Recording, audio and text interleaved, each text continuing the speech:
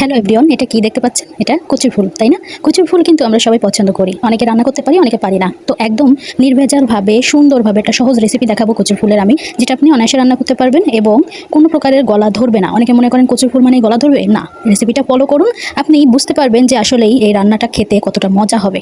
কচুর ফুলের এই অংশটা ফেলে দেবো, এই অংশটা অবশ্যই খাবো না, কারণ এই অংশ অবশ্যই নেওয়া যাবে না। এটা গলা ধরবে, এটা নেওয়ার মতন জিনিসও না। আমরা এই উপরের এই অংশটা নেব, এখানে এই যে একটু উপরে, এটা থেকে একটু উপরে এখানে আমি গোল রাউন্ড করে নেব। এর ভেতরে একটা জিনিস থাকে, যেটাও নেওয়া যাবে না।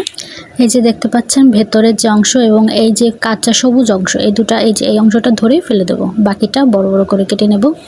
আর একটা নেই, এই যে এই অংশটা আমি নেব না।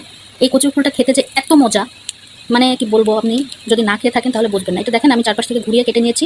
এখন আস্তে করে টান দিয়ে এই জিনিসটা আমার সাথে প্রায় হয়, ভেঙে যায়। তো আপনারা মনে করতে পারেন এর ভিতরে হয়তো নাই, এতটুকুই ছিল, না, এর ভিতরে আছে। তো এখন আমি কি করবো, যেহেতু ফেলতে হবে, কিছু করার নাই। এই যে আমি এইভাবে বের করে নেবো। দেখেন এই জিনিসটা খাওয়াই যাবে না, এটা গলা ধরবে। শুনেছি এই জিনিসটা দিয়ে নাকি আপনার রান্না করে কীভাবে কি খায় আমি জানি না। আমার মাকে আমি আজীবন কচুর ফুল খেতে দেখেছি এবং আমার মায়ের খুব পছন্দ ছিল, আমারও অনেক পছন্দ। তো কচুর ফুল দুইভাবে রান্না করা যায়। এক হচ্ছে মাংসের মশলা অল্প পরিমাণে দিয়ে, তারপরে হচ্ছে আপনার চিংড়া মাছ দিয়ে অনেকে ভাজি করে। তবে আমি যেভাবে পছন্দ করি আমি সেটাই করি। আমি ডিম দিয়ে ভাজি করি এটা, এবং কোনো প্রকারের মাংসের মশলা দিই না। তো আমি হচ্ছে ডিম দিয়ে করি এবং সেটা রেসিপি আমি দেখাবো।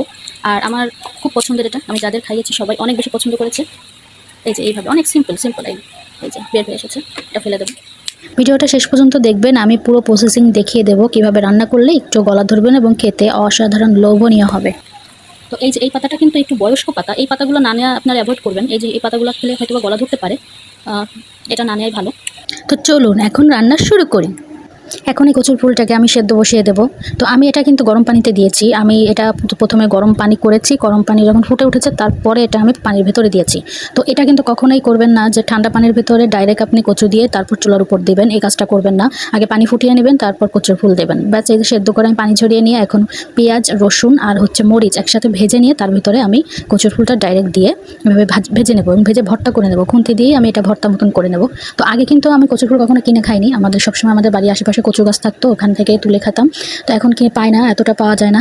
আর এই যে ডিম, দুইটা ডিম আমি লাস্টে যখন হয়ে গিয়েছে প্রায় হওয়ার কাছাকাছি, তখন দুইটা ডিম দিয়ে ভেঙে সুন্দর করে নেড়ে ছেড়ে এটা আমি টানিয়ে নেবো। এই যে তলে দেখেন পোড়া লেগে গিয়েছে, এবং এটা খেতে যে এত মজা লাগে, এত মজা লাগে আমি বলে বোঝাতে পারবো না, না খেলে বুঝবেন না। একদিন অবশ্যই ট্রাই করবেন আপনারা।